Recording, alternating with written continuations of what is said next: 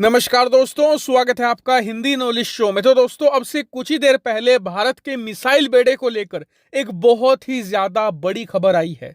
दरअसल खबर के अनुसार भारत ने बंगाल की खाड़ी में एक बहुत ज्यादा बड़े एरिया के अंदर नोटेम वार्निंग जारी कर दी है और बताया गया है कि ये नोटेम वार्निंग 10 नवंबर से लेकर 11 नवंबर तक एक्टिव रहेगी। यानी कि 10 से लेकर 11 नवंबर तक इस इलाके में किसी भी प्रकार की कोई भी फ्लाइट उड़ान नहीं भरेगी। ऐसा क्यों और नोटेम वार्निंग का मतलब क्या है? तो इन दोनों सवालों का एक ही जवाब है। नोटेम वार्निंग तब जारी की जाती है जब आप उस इलाके के अंदर किसी मिसाइल का, किसी ड्रोन का, किसी लड़ाकू विमान का परीक्षण कर रहे हो। और इसका फायदा ऐसे होता है कि जितनी भी कमर्शियल फ्लाइट्स होती हैं जो लोगों को एक जगह से दूसरी जगह ले जाती है, नोटेम वार्निंग देखकर वो इस इलाके से नहीं गुजरेंगी, क्योंकि उन्हें पता होगा कि यहाँ पर किसी भी वक्त किसी मिसाइल का, किसी भी लड़ाकू विमान का परीक्षण किया जा सकता है। इसीलिए ये दुर्घटना से बचाता है। लेकिन भारत ने ये नोटेम वार्निंग क्यों जारी करी है?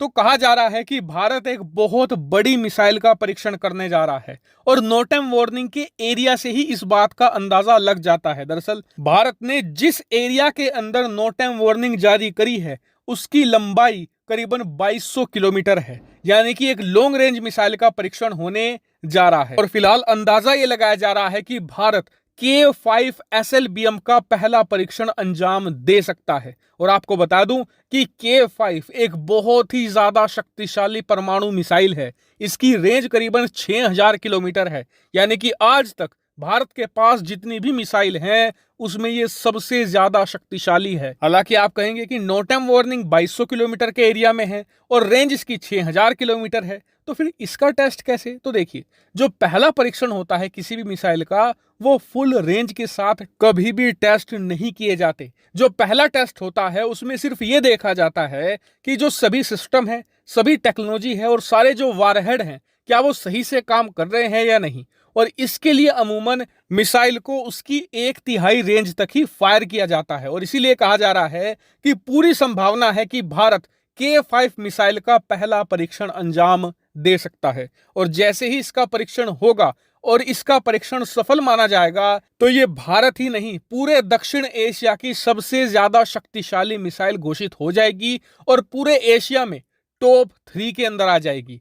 इतनी ज्यादा पावरफुल मिसाइल है ये। और चीन इससे कितना डरता है, मैं आपको एक उदाहरण दिखाता हूं कि पिछले साल नवंबर के महीने में ही इस मिसाइल का नाम आया था कि भारत K5 मिसाइल डेवलप कर रहा है। उस समय आप स्क्रीन पर देखिए चीन ने क्या बयान दिया था। सिर्फ इसका नाम सुनकर ही चीन ने भारत के मिसाइल प्रोग्राम पर सवाल खड़े कर दिए थे और कहा था कि भारत इतनी शक्तिशाली मिसाइल बना क्यों रहा है, भारत को जरूरत क्या है।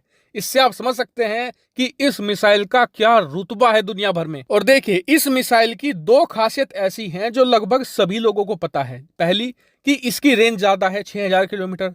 दूसरी, ये अपने साथ 2000 किलोग्राम तक का न्यूक्लियर वारहेड ले जा सकती है। यानी कि ऐसा धमाका करेगी कि कई शहर एक साथ तबाह हो जाएंगे। लेकिन एक ऐसी खासियत है जिसके बारे में कम लोगों को पता है। दरअसल ये एक SLBM है, यानी कि सबमरीन लॉन्च बैलिस्टिक मिसाइल। मतलब इसे आप परमाणु पनडुब्बी के अंदर फिट कर सकते हैं और फिर दुनिया में आप पनडुब्बी को कहीं भी ले जा सकते हैं और कहीं से भी इसे दुश्मन पर फायर कर सकते हैं। इससे 2 फायदे होते हैं। पहला ये कि इस मिसाइल को ट्रैक कर पाना नियर इम्पॉसिबल है।